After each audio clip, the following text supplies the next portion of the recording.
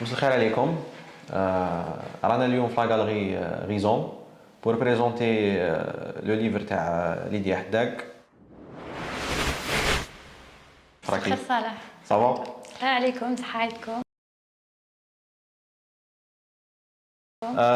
واسمي صلاح باديس.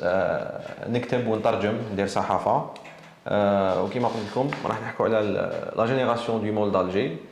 خرج en mars 2022 عند كاسبا édition في الجزائر. Donc, je vais essayer de présenter Lydia Haddad. Donc, Lydia Haddad, elle est née à Alger. Elle est chercheuse en histoire de l'art, diplômée de Sciences Po Paris et de l'école des hautes études de sciences sociales. Elle a reçu une bourse doctorale pour réaliser sa thèse consacrée au monde de l'art maghrébin au XXe siècle. Et elle travaille dans un laboratoire au CNRS et NHA, à l'école doctorale de l'université Panthéon-Sorbonne. Et elle s'intéresse, et je pense que c'est ça le plus important, elle s'intéresse particulièrement aux politiques culturelles en Méditerranée et aux liens entre art visuel et poésie. Le livre ça parle de quoi? Ça parle de ça, les arts visuels, la poésie, cette génération du mall à Alger des années 30. Donc, on va essayer de commencer par le mot هذا le mall. إذا نقدروا نحكوا عليه شوية. C'est quoi le mall? La génération du mall d'Alger. Donc Alors, merci Salah pour cette présentation. Alors, qu'est-ce que le mall? Généralement, quand je parle du mall, les gens pensent au mall, au centre commercial, à première vue. Mais en fait, le mall, le grand mall d'Alger, enfin, ce qu'on appelle le mall, parce qu'il y en a plusieurs, c'est la jetée Kherdin. C'est cette jetée qu'on retrouve au niveau du port d'Alger. Et qui a été construite au XVIe siècle, durant la régence d'Alger. Quand les frères Barberousse sont arrivés à Alger, ils ont construit ce mall après la bataille du Peñón. Donc contre la marine espagnole, donc il y a eu une guerre au Peñón. Donc le Peñón, c'était une forteresse catholique sur les rives du Maghreb, donc à côté d'Alger. Et elle représentait en fait une menace pour les Maghrébins, pour les musulmans. Et en fait, on considérait que c'était une épine qui était posée dans le cœur des musulmans. Le premier mall fait 200 mètres de longueur.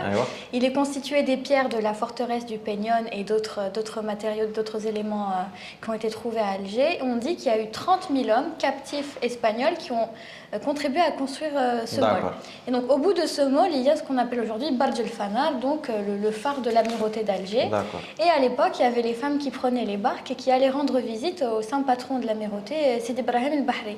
Et là, elles chantaient Rana Djinak, et elles allaient faire un peu leur visite hebdomadaire au sein de l'amirauté. Tu as trouvé Tani que les Algérois, les pêcheurs, Nesli, parce que le mall Tani il y avait une vie sociale. ماشي الناس تروح برك تتصور ولا تقعد قدام البحر اي تو كانوا كاينين ديار كاين سيدي ابراهيم البحري دونك الناس كانت تسميه راس المول دونك سي لو بو تاع لو مول دونك المول هذا نقدروا نقولوا باللي بالعربيه بالك نسموه كاسر الامواج ولا باسكو هما بناوه باش contre le courant, contre les vagues, contre le rih, pour protéger le port, etc.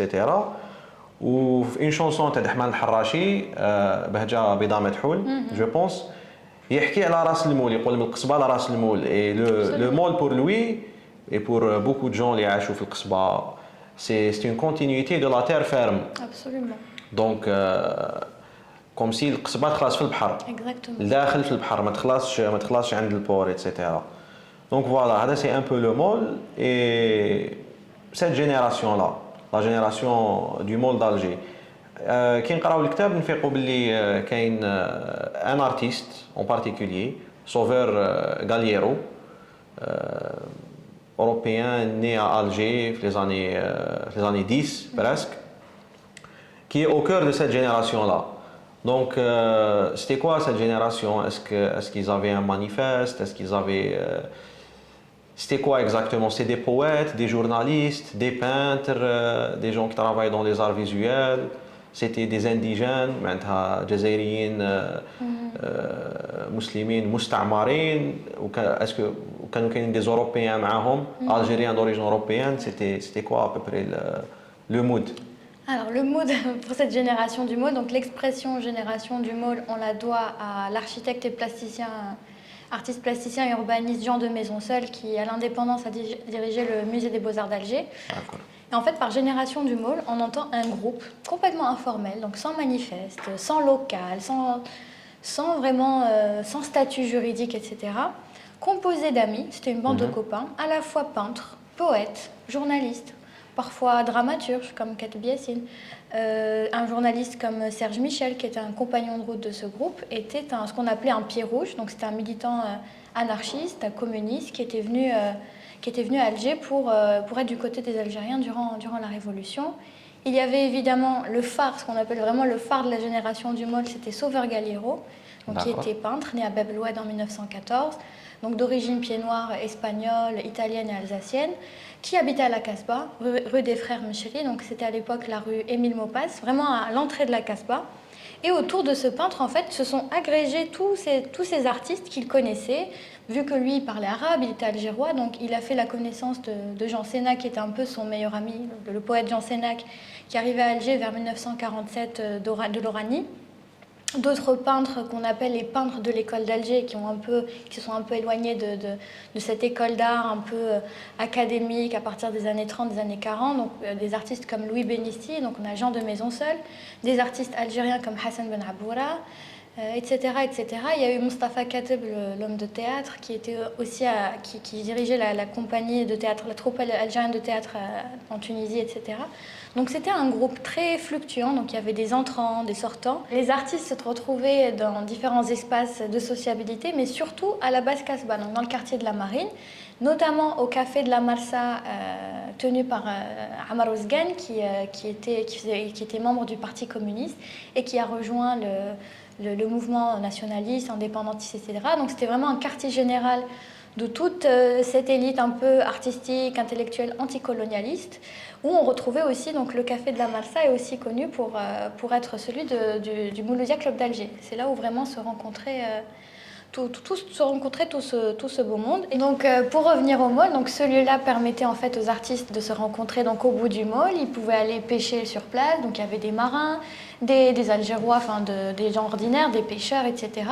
Et il y avait aussi ces artistes qui voyaient dans le mall en fait un point d'ancrage dans la ville. Donc ils pouvaient voir la ville comme s'ils venaient d'un bateau du sud de l'Europe avec un panorama. Donc pour les peintres, ils pouvaient poser leur chevalet et peindre. Pour des poètes comme Himoud Brahimi, donc Momo, il pouvait faire de la plongée. Donc lui, il est connu pour être un champion du monde en apnée. Donc il se mettait en tailleur et il plongeait, il pouvait rester des minutes et des minutes sous l'eau. Il déclamait ses poèmes face à la ville, comme dans Tahia Dido en face d'Alger, sur le mall d'Alger, exactement, de Mohamed Zinet. Donc ce mall, c'est vraiment un quartier général pour ces artistes, réel, donc c'est un espace qui existe, et fantasmé parce qu'il y a tout cet imaginaire marin des corsaires, des pirates algérois, bien avant la colonisation française. Ce qui est intéressant dans le livre, c'est que c'est vrai que c'est des biographies entrecroisées تاع les artistes هذوما, mais c'est la biographie d'une ville. معناتها Alger et derrière la ville tout le pays.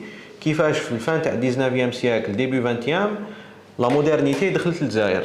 معناتها on a une colonisation qui provincialise les colonies تاعها.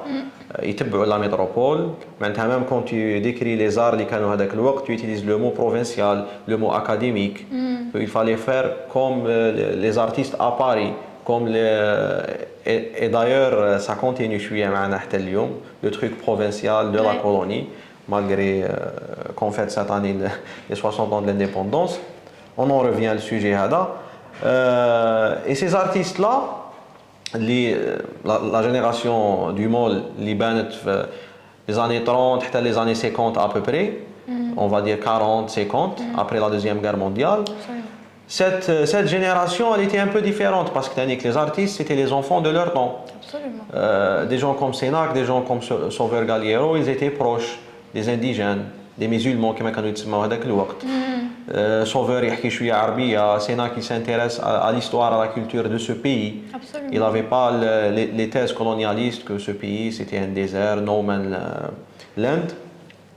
Et ودركا قلتي افسام مليحه تاع كانوا يروحوا لو مول ماشي باش يسابروش معناتها cette génération, c'est pas pour s'approcher de l'Europe, mais pour donner leur dos au nord et pour mieux voir la ville, Alger.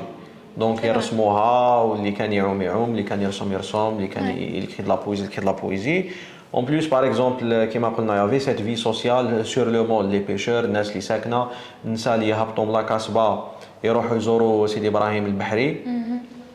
Et en même temps, on a cette ville, le monde est dans le Bahar, la Kasbah un peu sur les hauteurs. Et Fnos, c'était le centre européen, la ville européenne qui a été construite sur les ruines de la basse Kasbah et qui a été construite contre les habitants de la Kasbah, les indigènes qui m'a connu ce mot. Donc comme si cette partie de la Kasbah qui est dans le Bahar, c'était ça le vrai nord un peu de la ville, si on peut dire comme ça. Et quand tu dis ce groupe recréer une iconographie maritime. Parce que déjà, Alger a une histoire maritime. Avec les corsaires, avec la flotte qui بدأت مع خير الدين وخوه عروج, les frères Barberousse. Et tu dis aussi un truc intéressant dans le kitab, que dessiner la mer à cette époque, début 20e siècle, c'était pas un truc commun. Les gens ne dessinaient pas la mer. Et tu cites même un sociologue français intéressant, Alain Corbin. Il a fait un livre sur le territoire du vide. D'ailleurs, c'est grâce à ton livre que j'ai découvert le travail de Corbin. Et qui parle, par exemple, dans son livre, il parle de la relation entre les Occidentaux et le Bahar. Le 18e, 17e siècle, que la mer c'était la terreur, l'inconnu. من بعد بالعقل كيفاش بداو يروحوا ماذا بداو حتى لحقوا يعوموا حتى l'idée du maillot, etc.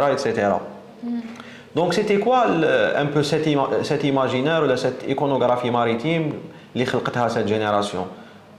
Ils ont dessiné la mer et tu dis que dessiner la mer c'était un geste révolutionnaire.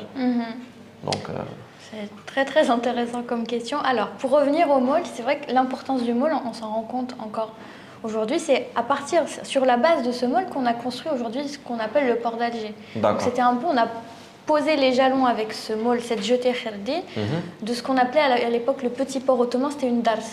Donc il y avait une dars, l'amirauté d'Alger, aujourd'hui il y a la gare Hera du nom de la baie, etc.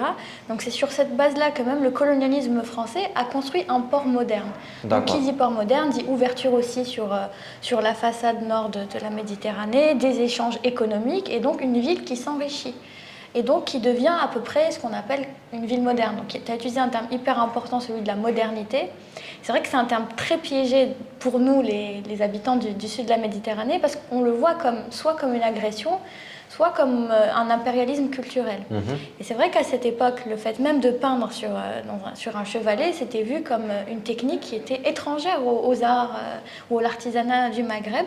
Et on dit que l'art moderne, donc la peinture, est venu dans les valises du colonialisme. Donc il a fallu tout un processus d'appropriation, d'emprunt. Certains parlent, par exemple, comme khadda, de fécondation, de greffe culturelle, pour qu'on puisse s'approprier cette technique dans une ville comme Alger. C'est vrai qu'Alger, comme tu dis, avant même le colonialisme, c'était une ville cosmopolite, ouverte sur le nord, ouverte sur les autres villes. Parmi les membres de cette génération du môle, donc j'ai une définition élargie, il y a des artistes qui viennent d'autres villes. Je pense notamment à Issiakham d'origine kabyle qui vient de Rolizen, à Mesli qui vient de Tlemcen, etc. Donc ils apportent des choses. Kateb Yassine, quand il débarque à Alger, il est aussi docker au port d'Alger. Donc il y a tous ces contacts. Kateb Yassine avant Nejma. Avant Nejma, exactement.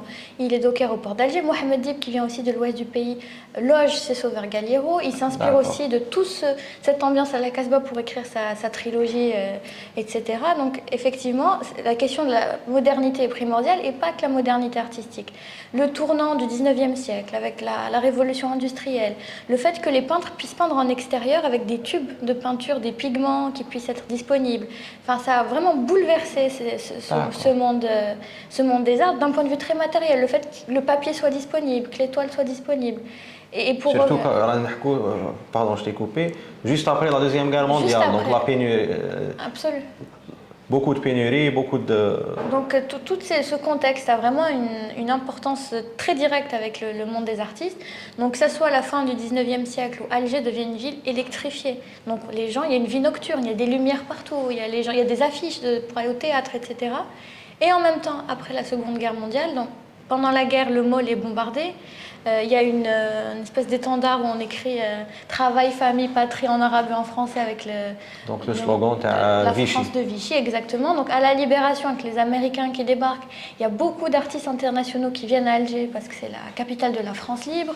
Saint-Exupéry, Marquet qui est à Alger. Donc il y a tout un... Il y a des contacts qui se font avec les artistes qu'on appelle indigènes. Et en fait, pour revenir à cette génération du môle, moi je dis que c'est une génération de la transition, parce qu'ils ont à la fois dépassé ce que tu appelles la peinture provinciale, académique, algérianiste de la fin du 19e, début du 20e, et ce qu'on a appelé l'école d'Alger de l'entre-deux-guerres, c'est-à-dire tout un univers très méditerranéen et tout. Camus un peu. Voilà, avec un imaginaire très camusien et pas assez tourné vers l'Algérie des Arabes, quoi. Donc cette génération, en fait, parce qu'elle était mixte, parce qu'elle était transclasse, il y avait des artistes prolétaires. Naboura était ouvrier dans l'automobile. Il y avait des artistes pauvres, on parlait d'art prolétarien. Donc, et en même temps, c'était transculturel. C'était très très rare de retrouver des groupes où il y avait des indigènes. Ce groupe a voulu vraiment dépasser ça en se vivant, comme tu dis, comme des enfants de leur temps, qui faisaient un art contemporain à leur époque, et comme une avant-garde, comme le faisaient les avant-gardes européennes, et pas toujours en décalage avec ce qui se faisait en Europe, avec quelques décennies de décalage. Alain Corbin, qui est historien, sociologue français, là je te le cite parce que son livre Le territoire du vide, où il parle de la relation des Occidentaux avec la mer du XVIe siècle, le XIXe ou le XXe, et que la mer, c'était pas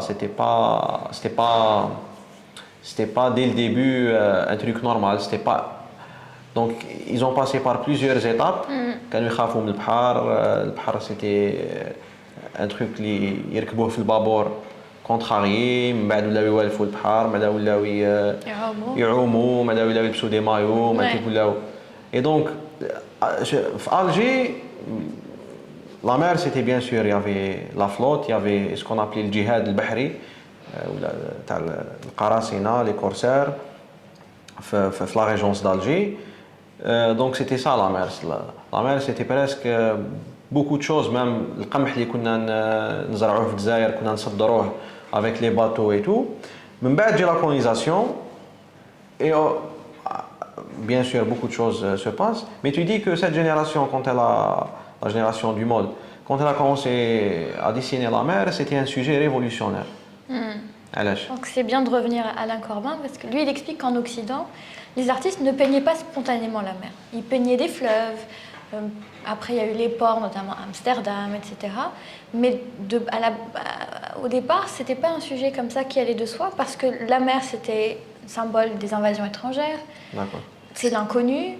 C'est les expéditions, mais pour le lointain. Donc les artistes ne se déplaçaient pas en mer pour peindre, d'autant plus, comme je disais, ils peignaient dans des ateliers. Donc ils n'allaient pas se déplacer. Donc quand il y a eu le tournant avec l'industrialisation, le fait qu'il y ait des pigments avec des tubes de peinture, les artistes pouvaient se déplacer pour peindre en extérieur. Et là, il y a eu toute une révolution aussi de l'imaginaire autour du rivage. Et avec la colonisation, il y a eu l'invention du tourisme, donc toute l'industrie touristique, où à l'époque c'était l'aristocratie européenne qui allait par exemple faire des cures thermales, ils allaient en Grèce, ils allaient en Méditerranée. On a aussi inventé la Méditerranée, l'idée de Méditerranée. Ils allaient faire du tourisme en bord de mer, c'était pour leur santé au départ, c'était vraiment un tourisme de santé, quoi. Et à partir aussi des colonies, etc., on venait dans les colonies pour... Comme Marx. Comme Marx, si tu veux, on venait faire bronzer en maillot de bain, mais ça a pris du temps tout ça. Oui, un truc intéressant, Tannick, quand tu parles de cette génération, tu parles de modernité clandestine. Donc c'est comme si la génération, tu as Sauveur, tu as Sénac, tu as Ben Abboura, tu as Baya, Tani, tu as Issiakh Misli qui sont plus jeunes, chouïa. Ils ont réussi à faire passer cette modernité coloniale à des gens qui m'a ici qui m'a Misli, qui m'a et les noms comme les fondateurs de l'art algérien, etc. Donc cette expression de modernité clandestine, on peut prendre Sauveur Galiero comme exemple. Absolument. Alors, le terme de modernité clandestine, il est intéressant parce qu'on a l'impression que, comme tu disais, on est rentré dans la modernité par effraction. Donc, elle n'était pas faite pour nous, elle n'était pas designée pour nous, mais on a pu la prendre, la transformer, la dépouiller de ces pires relents colonialistes pour en faire quelque chose. Donc on n'allait pas juste rejeter ça, au contraire. On aurait pu s'attendre à ce que les Algériens ou les Algérois rejettent la peinture, brûlent les tableaux. Pas du tout. Jusqu'à aujourd'hui, la Villa Abdel Latif existe, le musée des Beaux-Arts existe, les œuvres sont jalousement gardées, ça devient un motif de fierté. Donc on s'est approprié cette technique au service d'une Algérie décolonisée. Donc au départ, c'était des peintres, donc la génération du Maule, donc ils n'étaient pas forcément politisés comme on en parle aujourd'hui, ils n'avaient pas tous forcément une carte dans un parti politique, mais il y avait cet idéal libertaire, de créer sans entrave, d'être libre en fait, sans tomber dans l'idéologie colonialiste ou sans faire de l'art militant, comme on dit aujourd'hui. Mais leur façon de faire de l'art faisait que c'était un art engagé. Parce que c'était nouveau à l'époque, c'était innovant qu'il y a comme ça un groupe de copains qui n'a pas forcément d'argent, qui se retrouvaient, qui ont aussi une aventure éditoriale avec les revues Terrasse et Soleil. Donc tu parlais de Baya, et par exemple récolter des Bouaqal al-Bouqalat à Alger, de la poésie orale, ils les traduisaient. Donc il y a eu des initiatives culturelles où on essayait de créer comme ça des projets entre littérature, peinture, etc., et pour démocratiser notamment cet art à Alger, qui était une capitale. Donc Algérie était un département français et Alger était sa capitale. Donc c'était une ville où venaient des étrangers, notamment avec le développement au départ avec les chemins de fer, ensuite l'avion avec Air France, le bateau, la compagnie de navigation mixte qui faisait par exemple Alger-Marseille, Marseille-Alger, ils venaient des îles Canaries. Donc c'était une ville en mouvement, donc il y avait vraiment une mobilité. Et même ces artistes allaient par exemple en France, ils avaient des bourses artistiques, notamment en Espagne avec la bourse de la Casa Velasquez à Madrid. Ils avaient des bourses pour la France, etc. Et ceux qu'on appelle aujourd'hui les fondateurs de la peinture algérienne allaient aux Beaux-Arts de Paris, aux arts décoratifs. Donc c'était pas du tout une ville fermée sur elle-même, bien au contraire. Oui, mais aussi tu décris bien comment elle n'était pas fermée sur elle-même, mais elle était fermée contre les indigènes. Et tu donnes par exemple un exemple très intéressant des frères Rassem. Donc Mohamed Rassem, qui était un miniaturiste, un peintre, et son frère Omar Rassem. Donc Mohamed Rassem qui a bénéficié d'une bourse pour les Beaux-Arts. Il y avait quand même une section indigène. Absolument. Donc, ماشي مع الآخرين.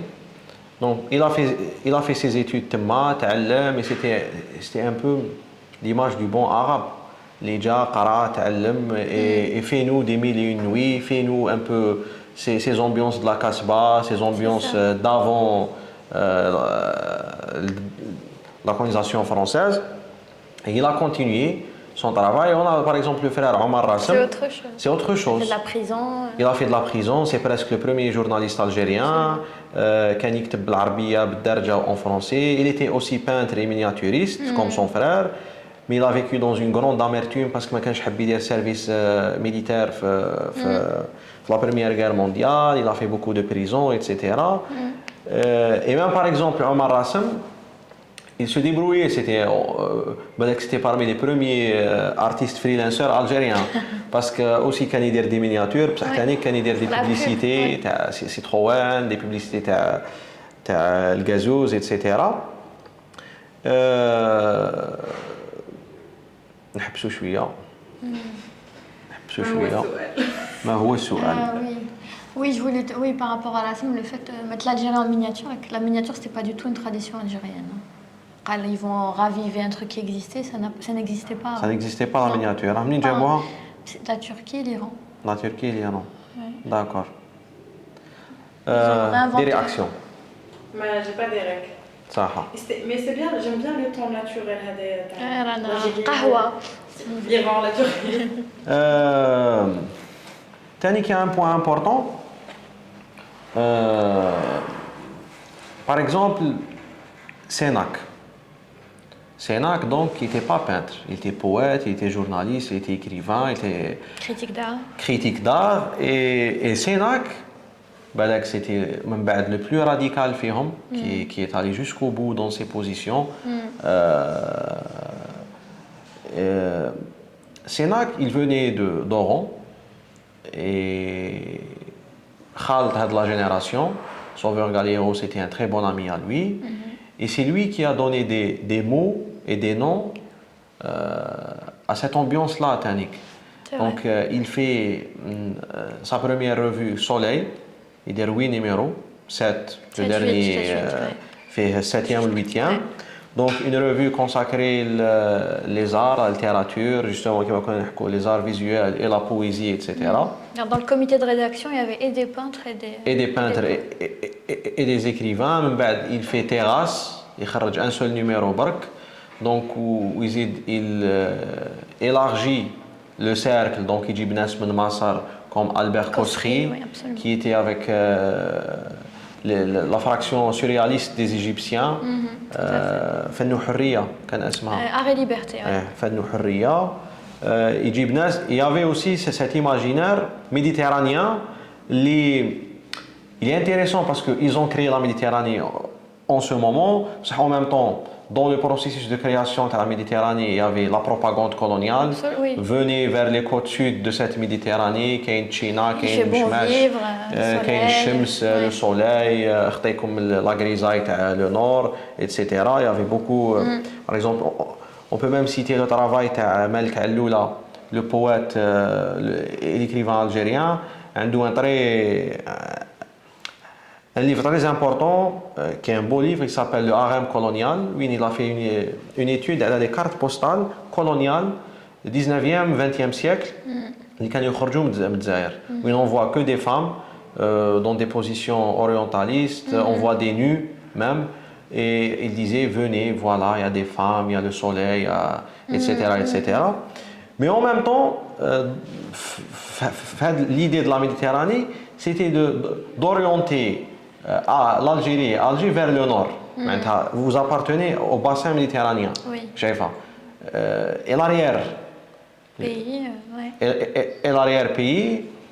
Donc, قلنا كانوا كاينين ناس كيما إسياخم كيما مثلي جاو من الغرب كانوا ناس جاو من لاكابيلي بصح باغ اكزومبل على بالنا بلي كان نصر الدين إتيان ديني في بوسعادة واللي نشوفوا اليوم الخدمه تاعو معلقه في لا بريزيدونس ويعرف به كفنان باسكو دخل الاسلام وفنان جزائر ولا صديق للجزائر كما يقولوا. اي دونك بالك لي بيزاج تاع الصحراء تاع هذاك الوقت يافي سا راكي شايفه يافي ديني ميم لي بيزاج ماريتيم يافي دي جون كيما البير ماركي. Absolument. بالك لي ليف تاع ماتيس ولا نو. C'était un peu cette idée de méditerranéisme, parce qu'en parlant de Matisse, c'était à cette époque-là où les artistes venaient en Côte d'Azur, donc dans le sud de la France, et où Matisse, Bonnard, etc., ils fondent l'UMAM, donc l'Union de la Méditerranée pour l'art moderne. C'est la plus ancienne association d'art en Europe. Donc il y avait toute cette idée de Méditerranée où il y avait des biennales à Menton d'ailleurs, la biennale de la Méditerranée, où il y avait des peintres, que ce soit des colonies, etc. Et pour revenir à ton idée de Méditerranée, c'est vrai que pendant longtemps, on associait la Méditerranée à une forme d'Occident en fait, et on allait jusqu'à retrouver les origines latines de l'Algérie. سامحيني قطعتك كاين واحد لا فراز شابه تقوليها c'était ils essayaient de rendre Alger une filiale ensoleillée du génie français. راكي شايفه. Ou bien sûr il piochait dans les trucs romains que les Romains latins كانوا هنا etc. Donc c'est pas la berbérité tout ça. C'est pas totalement africain, c'est pas totalement arabo-berbère. C'est un peu blanc quoi. C'est un peu blanc, c'est ça. Et donc au même moment par exemple les années 50 dans notre région, il y avait par exemple في تونس ولا في القاهرة ولا في بيروت ولا في بغداد il y avait des groupes pareils où il y a des peintres, des journalistes, on va dire des avant-gardes, et tu parles très bien sur ce sujet-là. C'est quoi une avant-garde? Par exemple, في تونس كانت جماعة تحت السور علي الدعاجي، بيرم التونسي اللي هو زايد في مصر وكان يكتب لأم كلثوم وشاعر صح عاش، أبو القاسم الشابي. في مصر كانوا كاينين جماعة فن وحرية، ألبير كوسري، جورج حنين، سيتي دي زيكريفان كامل تلمساني اي دوتر كي تي دي بانتر.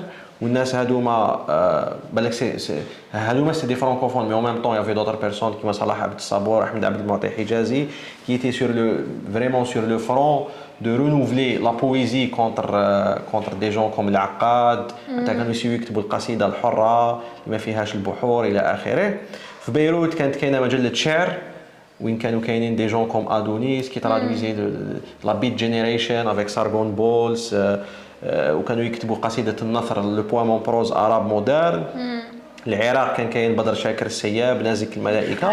et on voit que c'est vrai que هاد لي بيي كامل كان فيهم ان بروتيكتورا ولا اون فورم دو كولونيزاسيون، بصح كانت كاينه العربيه. et que par exemple sur Alger il y avait ce groupe là اللي كانوا فيه quelques indigènes, quelques arabo-berbères si on peut appeler les Zaïriens هكذا. Mais en même temps, le français était dominant. C'était parce que l'arabe depuis 1936 c'était une langue étrangère, mais ممنوع يقروها, etc. Et donc, tu parles qu'il y avait quelques essais, surtout des gens comme Misli ou là, اللي كانوا يسيو يدخلوا لا لتر عرب في لو ديسان تاعهم. دونك الحروفيه كيما يسموها، بالك مسلي ولا راني غلط، بالك ماشي مسلي. mais sur la théorie il n'y avait pas vraiment quelque chose qui parlait de ça. Donc toutes les communications, tout le débat, etc. étaient en français parce que الناس ما كانش même les élites ما كانوش يعرفوا عربيه. وبالك juste pour continuer sur cette lancée, بالك حتى le déclenchement تاع la guerre de libération après 54 باش y a eu des gens comme Sénac اللي كتب l'essai تاعو le soleil sous les armes. Oui, c'était vraiment je pense il a été réédité par une maison d'édition française اسمها Terrasse. En référence à la revue. En référence à la revue Tao, on les salue, صحابنا تاع Terrasse. À Marseille. Oui, c'est un vrai manifeste على les arts et la littérature en Algérie. وين قال non, البلاد هذه كان عندها شعراء كبار في الملحون في الفصيح.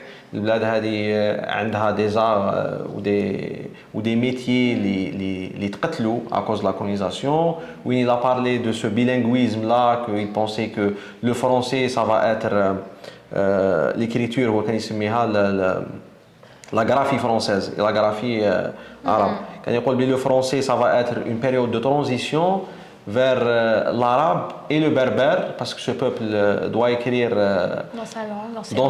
dans ses langues. Mais avant ça, il n'y avait pas ces débats-là. Donc, c'est vrai. Donc, pour revenir justement à Jean Sénac, donc il a eu un rôle central dans cette critique d'art et même aussi dans la construction de la réputation de ces artistes. Parce qu'il était aussi journaliste, donc il écrivait par exemple pour Oran Républicain. Il écrivait par exemple un article comme La peinture algérienne en hélicoptère. Il donnait ses avis qui parfois allaient jusqu'au copinage parce que dans ses projets de revues culturelles et tout, il y avait des expositions, notamment celle à la Galerie du Nombre d'Or où on retrouve Naboura, Baya, Galliero, etc. Donc il voulait à tout prix être un peu un faiseur de roi. Il débarque à Alger et il veut rassembler ce monde-là. Et quand il arrive, il crée le Cercle des Lions. Par rapport au Cercle des Lions à Paris. Et pour revenir justement, tu citais la Beat Generation, il avait des contacts avec eux, avec les Américains de Tanger, avec la Beat Generation aux États-Unis. Il voulait vraiment une vraie modernité pour le coup, internationaliste, contemporaine, transnationale et pas coloniale du tout, mais vraiment progressiste. Et tout ce groupe aussi a pu bénéficier de cette postérité grâce à Jean Sénac qui a intellectualisé ça. Par exemple, un Sauveur Galliero ne se prenait pas au sérieux au point de se dire « je suis le phare de ce groupe, je vais écrire et tout ». Sénac a joué ce rôle et à un moment il dit, je vais le citer, il dit certes, en parlant de Sauveur Galliero, Il se jetait dans la peinture comme on se jette à la mer. Peut-être un jour dans l'histoire de nos arts et lettres parlera-t-on d'une génération du Maul. Il fut le maître de ce diwan. Et il parle du diwan. Et le diwan du Maul, à l'indépendance, c'est le premier livre d'art algérien indépendant, de l'Algérie indépendante. On se rendra compte de l'importance de son apport, de l'influence décisive qu'il exerça. Il éclairait et libérait, vous aidant à sortir votre vision la plus accordée. Et c'est vrai que Sénac a un peu a vraiment mis en lumière Sauveur Galiero, parce qu'il est mort en 1963, donc complètement oublié à la fois en Algérie. En France, il n'était pas vraiment considéré comme un artiste français de France, donc il ne faisait pas vraiment partie de l'histoire de l'art nationaliste française. Il a juste une notice dans la pléiade d'histoire de l'art. Mais c'est vrai que Sauveur Galiero, tous ces artistes, faisaient un peu la transition entre cette école d'Alger, cet art un peu algérien qui n'existe pas encore, et ce qu'on a appelé les peintres de l'indépendance. Et ils font la transition parce qu'à cette époque-là, l'Algérie officielle n'était pas encore proclamée indépendante, etc. Mais on retrouve, je trouve, leur influence jusqu'à maintenant. Que ce soit à travers Himoud Brahimi, après, qui a été aussi journaliste.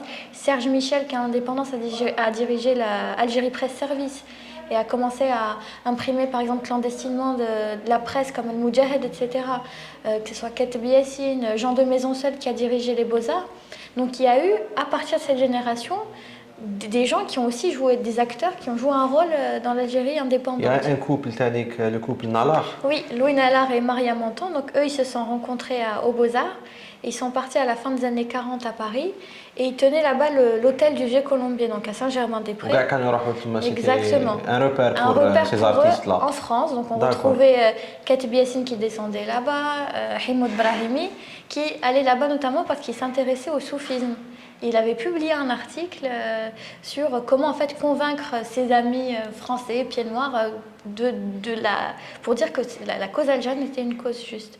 Et pour revenir à Al-Houroufia dont tu parlais, c'est vrai que c'était un mouvement de modernité arabe dans l'art arabe, notamment au Moyen-Orient et en Égypte, Moyen-Orient.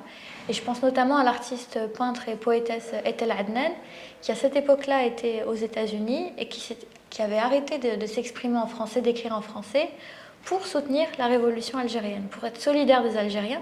Donc il y a vraiment cette idée de modernité internationaliste.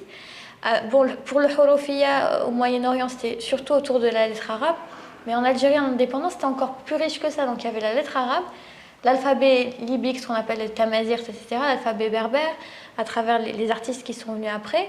Et Sénac qui a aussi théorisé ce qu'on disait tout à l'heure, donc l'école du Noun, qu'il appelait l'école du Noun, avec toute une référence au soufisme, la théorie du corps-poème, le mythe du sperme méditerranéen, etc. Donc il a donné des mots en fait à tous ces... il a créé cette narrative... une langue en fait. Il a créé cette narrative de cette génération de passeurs, les Trollitaniques Filktab, que même l'histoire de l'art en France, on ne les cite pas. Ouais, on cite quelques-uns individuellement. Ceux qui sont partis en France. Et du côté algérien, on cite quelques-uns individuellement. Ouais. On ne considère pas que c'était une avant-garde. Oui. Parce que pour l'histoire de l'art Zaïr, on parle de Khedda, de Baya, d'Issiakhem, de Mesli, du groupe sécontien, le groupe sécontien. C'est un peu une extension de la génération. Qui était une extension de cette génération du Maul. Et juste pour زوج كلمات ثلاثة على Etel Adnan, qui était donc, comme je l'ai dit, une Libanaise, vivait en France, كانت تقرا et tout, elle écrivait en français. Et elle a quitté la France pour la Californie, je pense, ou elle écrit en anglais, carrément. Et parce qu'elle ne pouvait pas écrire en arabe, mais elle voulait communiquer avec ses origines-là, parce qu'elle est arabe du côté de son père. Elle a commencé à dessiner des lettres, des poèmes de Mahmoud Darwish, etc. Et tout. D'ailleurs, elle vient de mourir pas très longtemps, depuis quelques mois. Et par exemple, il y a une citation qui m'a intéressé dans le Kitab, la page 141, quand Sénac a publié Le Soleil sous les armes, le même éditeur, il a proposé à Sénac de coordonner ce qu'il a appelé des entretiens sur les lettres et les arts, consacrés à l'Algérie. Donc ça a été publié en 1957, en plein guerre de libération et tout. C'est comme si pour présenter une génération algérienne. Et donc tu dis que Donc Sénac, il a réuni les contributions d'artistes de la génération du MOL comme Mustafa Kateb, Mohamed Dib, Kateb Yassine et lui-même, ainsi contient des illustrations d'Issiakham. Et tu cites l'article d'un certain Khaled Belmiloud, qui était un militant de l'Union générale des étudiants musulmans algériens, l'UGMA. Donc il a fait un petit texte qui s'appelle Notes sur la peinture en Algérie. Et donc tu cites, tu dis il affirme que la période actuelle se distingue par l'apparition d'artistes armés de techniques modernes qui doivent réaliser la synthèse des traditions populaires avec les exigences de notre temps.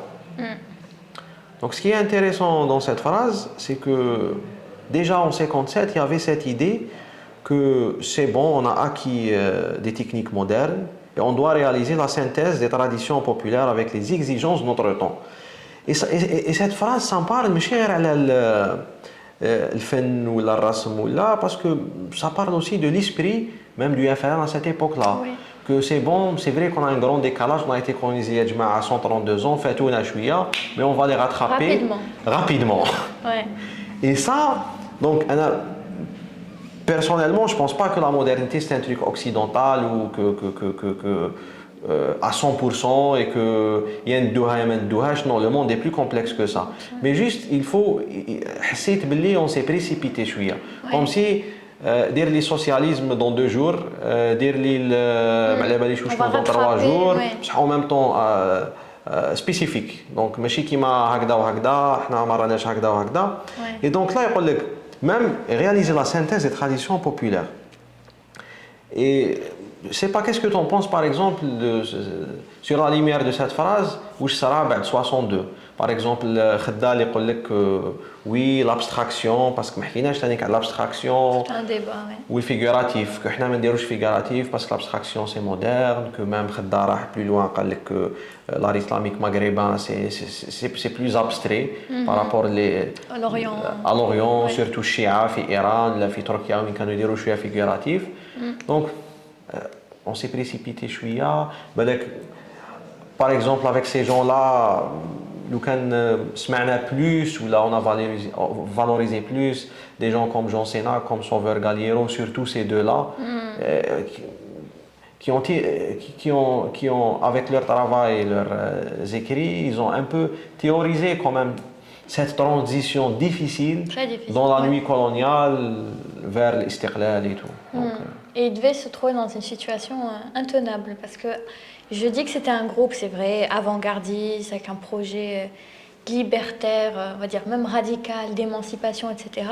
Mais c'est très délicat de se situer dans ce milieu parce qu'ils bénéficient aussi, par exemple, des bourses, des commandes publiques. Enfin, des institutions coloniales françaises. Que ce soit Sauveur Galiero, Sénac ou les artistes indigènes. Issiakham, Mesli. Ce qui est aussi intéressant, c'est ne surtout pas héroïser ou diaboliser un artiste, mais juste de raconter l'histoire telle qu'elle s'est faite. Et donc ces artistes, je parle de marge d'autonomie. Donc ils essaient toujours de négocier leur marge d'autonomie tout en faisant ce qu'ils veulent. Donc un artiste comme Jean de Maisonseul ou Galiero était un peu surveillé par la police parce qu'ils avaient des amitiés très dangereuses, etc. Parce que certains étaient libéraux, d'autres antimilitaristes, d'autres carrément indépendantistes. Donc, ce qui est intéressant dans ce que tu dis, c'est qu'aujourd'hui, que ce soit en Europe ou chez nous, on étudie les artistes de façon individuelle, on fait des biographies, des monographies, on n'essaie pas de croiser les parcours pour montrer qu'en fait, il n'y a aucun artiste comme ça, un génie comme ça, né comme ça, il a un talent unique, etc. Au contraire, il y a des influences, des fois des hasards vraiment très, très... Et vraiment, la vraie découverte pour moi dans ce livre, c'est que Sénac, qui était un faiseur de roi, qui m'a raconté que pour moi c'était même Moral Istiqlal, il a créé des générations de poètes, d'artistes. La découverte vraiment, l'une des valeurs de Kitab Hada, c'est qu'on découvre que Sauveur Galiero, c'était un peu le Sénac de Sénac. Donc c'était un peu sa conscience. Oui. C'était un peu sa conscience, c'était un peu son repère. D'ailleurs, apparemment même pour Camus, Sauveur Galiero, il l'a inspiré pour Meursault. Ouais. Donc il l'a utilisé autrement, cette influence. Mais Et tu parles, Tani, qu'il ne faut pas diaboliser ou héroïser. Et surtout, tu parles de cette période très complexe, très intense de la guerre de libération, en parlant de l'artiste, de son groupe, de son travail.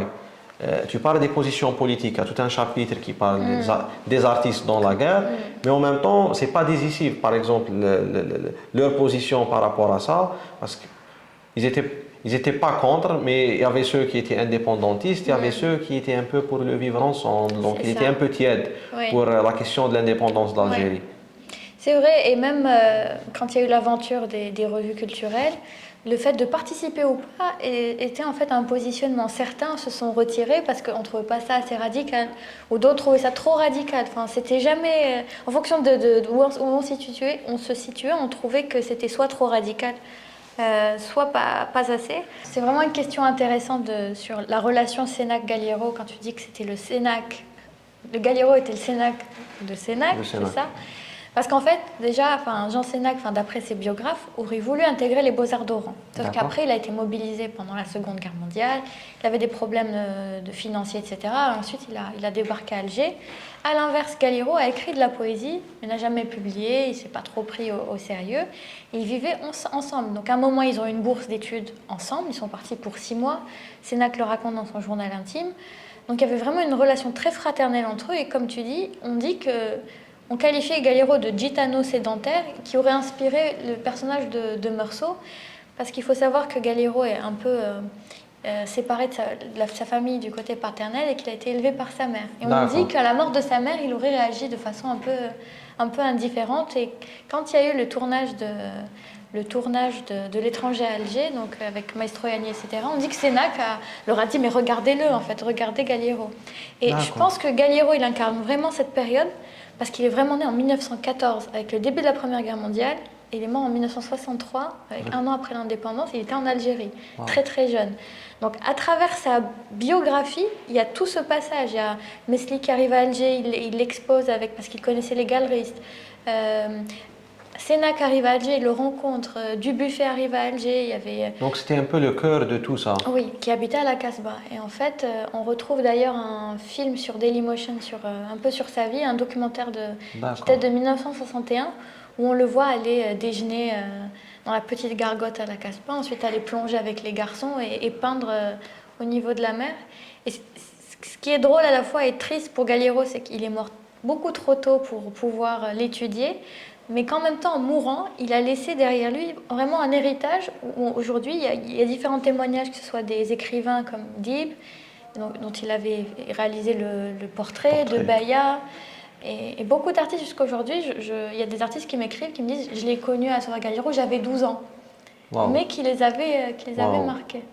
Donc c'est pour conclure, Chouïa, même si vraiment le sujet est intéressant et...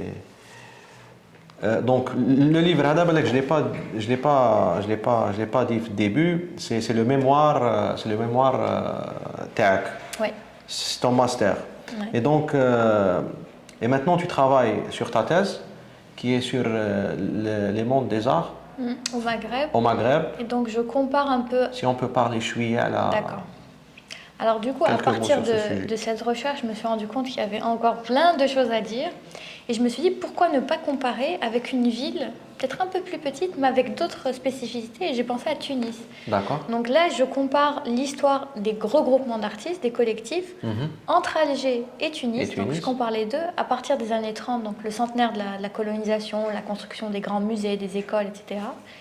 Et j'essaie de voir un peu les différents types de regroupements, que ce soit des regroupements avec des manifestes artistiques, des associations, des syndicats d'artistes, des salons, des sociétés d'art. Donc toutes les formes de regroupement, je me demande si c'est des communautés d'intérêt, comme un lobby. Absolument, des communautés de tendance, soit de l'abstraction du figuratif, des communautés de vie, s'il y a des couples, s'il y a des liens familiaux, etc. Et je me rends compte que les mêmes questions se posent en Tunisie, notamment sur les dialogues entre les milieux littéraires et artistiques. Et la période, par ça exemple, la période dans ce livre qui m'appelle, c'est les années 30 jusqu'à 62, un peu la célébration du centenaire de la colonisation Jusqu'à d'Israël, l'indépendance. jusqu'à l'indépendance. Et la période Pour la thèse, pour la thèse je monte jusqu'aux années 80, la limite c'est 90, parce qu'il y a eu tous les mouvements du socialisme arabe avec les groupes contestataires, je pense à Ouchem en Algérie, en Tunisie, les galeries Irtisem, At-Taswir, etc., où il y avait aussi tout cet idéal pan-arabe, révolutionnaire, panafricain. Et les années 80, parce qu'il y a eu l'art globalisé, le marché de l'art, donc on suit un peu les différentes étapes de ce que j'appelle les mondes de l'art au Maghreb. D'accord. Ben, je pense qu'on a fait le tour, mais quand même, ما قدرناش نحكوا على كلش parce que le livre est vraiment riche et intéressant. يعطيك الصحة Lydia. Merci beaucoup Salah, c'était passionnant. Merci à Rizom Merci et Rizom. à Asma Ben Merci à Azouz Asma, derrière la caméra. ويعطيكم الصحة. Merci beaucoup, à bientôt.